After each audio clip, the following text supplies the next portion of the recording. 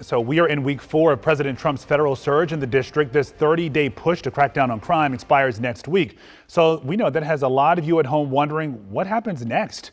D.C. Councilmember Robert White and his colleagues have been holding town halls to try and answer that question. Councilmember White joins us live tonight right here. Thank you, Councilmember White, for being here with us. Oh, thanks for having me. All right, so let's get right to it. We know you had a virtual town hall last week. You had 400 people log on because they wanted to express their frustrations. They wanted some answers. And we know they're not just mad at President Trump, but we were listening in as well. And they're upset with the mayor. They're upset with the council. They're asking, what's the plan? What can be done? So what is the plan in these days ahead and maybe even weeks ahead if it gets extended? That's right. Residents are upset, overwhelmingly do not like this federal presence, do not like DC being used as a pawn in a national scheme for an authoritarian takeover. And they want to see fight and pushback from their elected officials. And I think that's fair. People in DC and across the country are looking for their officials to fight back. That's what I've been doing on Capitol Hill. That's what I've been doing in rallies. And I'm going to keep doing that because that's what residents are demanding. Yeah, so we know Mayor Bowser issued an order today outlining the city's steps beyond this presidential emergency. We have it right here. And she says, you know, the city will continue working with federal law enforcement partners, which is the norm here in D.C. We know because of our proximity.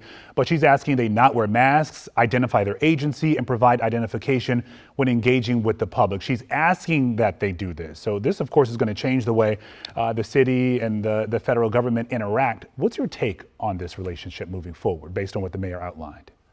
I think that the district has got to continue to be consistent in its message that we do not welcome this federal presence. It is moving public safety in the wrong direction. It'll take us years to clean up the mistrust that is built in our local police department. They spent years improving their relationship with the community.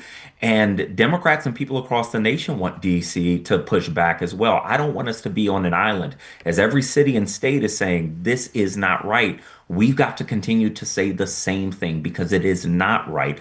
This takeover ahead of the next presidential election that would create an armed guard under the control of the president. And I fear that guard will be used to suppress future election results. So we've got to stop this now. Democrats across the nation recognize that and they're ready to jump in. But we have to be clear locally that we do not support this. Well, on that same note, you know, you mentioned that public safety is going in the wrong direction. We heard the mayor speaking last week saying she greatly appreciates the surge and crime is down. So what do you make of the work that she's doing right now?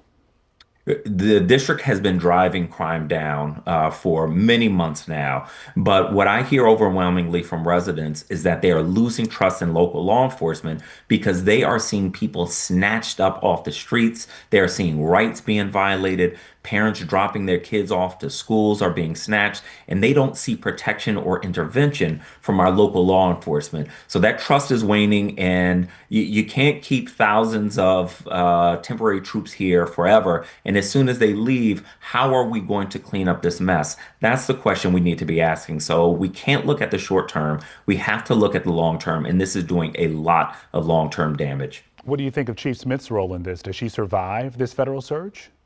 The chief, thanks to the great work of our attorney general, continues to be the chief of police and in charge here. But I think that the chief and our police department have to take into consideration what is happening with the trust and the relationship with DC residents and our local police department as a result of this. And if we don't start to make shifts soon and be clear that we don't support and don't welcome this type of treatment and rights violation for our residents, then our residents are going to be upset. And for years from now, they're not going to talk to law enforcement, which is going to hurt us in trying to close cases and get in front of violent crimes. We have been moving things in the right direction, and that's what we needed to continue doing. All right, this presidential emergency is set to end next week on September 10th. We know a lot will happen between now and then. Councilmember Robert White, thank you for being here with us tonight. And you can count on us to follow every angle of this federal surge in the district. You'll find our coverage streaming. You can watch on your time on WUSA 9+.